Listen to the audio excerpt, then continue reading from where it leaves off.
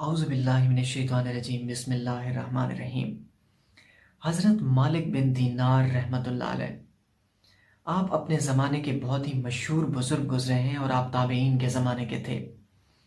آپ کو اللہ تعالیٰ نے اتنا بلند مقام عطا فرمایا کہ آپ اپنے زمانے میں مشہور ہو گئے، اور آپ کو ایک خوبی کی وجہ سے اللہ تعالیٰ نے وہ بلند مقام عطا فرمایا۔ اس خوبی کو کہتے ہیں غیرت۔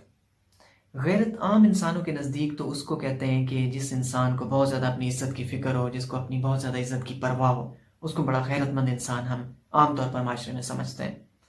لیکن اولیاء اللہ کے نزدیک غیرت توکل کا ایک اونچا درجہ ہے اور ایک مقام ہے، ایک خاص مقام ہے متوکلین کا۔ توکل کا اللہ کی ذات پر بھروسہ کرنے کا ایک بڑا ہی خاص درجہ ہے۔ اس کو سمجھنے کے لیے حضرت مالک بن دینار رحمۃ اللہ علیہ کی زندگی کے ایک واقعے کو سمجھنا ہوگا۔ آپ رحمۃ اللہ علیہ ایک دفعہ ایک سفر سے آ رہے تھے اور آپ نے کئی دنوں سے کچھ کھایا نہیں تھا۔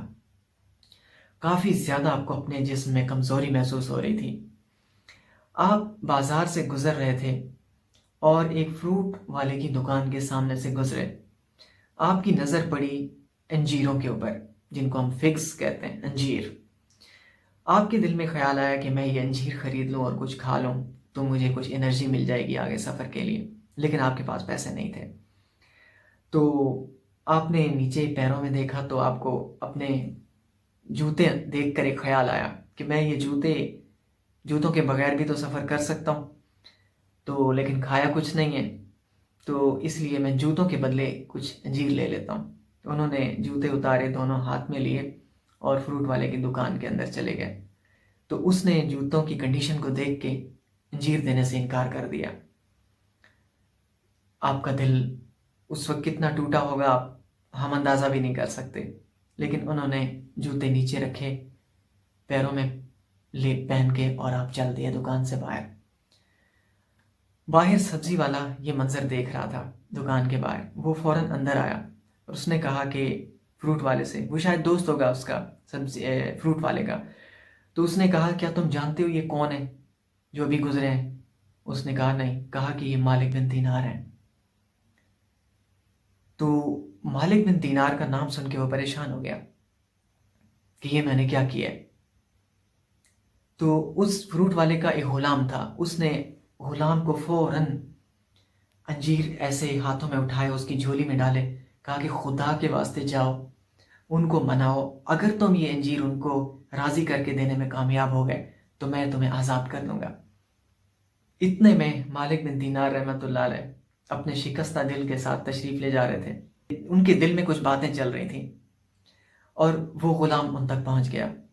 اس نے ہاتھ جوڑ لیے، کہا کہ حضرت یہ آپ انجیر رکھ لیں، اگر یہ انجیر آپ نے لے لیے اور کھا لیے تو میرا جو آقا ہے نا وہ مجھے آزاد کر دے گا۔ تو حضرت مالک بن دینار رحمۃ اللہ علیہ نے جو جواب دیا وہ بڑا سوچنے والا ہے، اور اسی میں جواب ہے کہ اصل میں غیرت کیا ہوتی ہے۔ اولیاء اللہ کے نزدیک، اللہ والوں کے نزدیک غیرت کیا ہوتی ہے، اور اصل میں غیرت ہوتی بھی وہی ہے جو ان کے نزدیک ہے۔ حضرت مالک بن دینار رحمۃ اللہ علیہ نے فرمایا کہ میں نے اپنے رب سے وعدہ کر لیا ہے کہ آج کے بعد میں اپنے نفس کو کبھی انجیر نہیں کھلاؤں گا،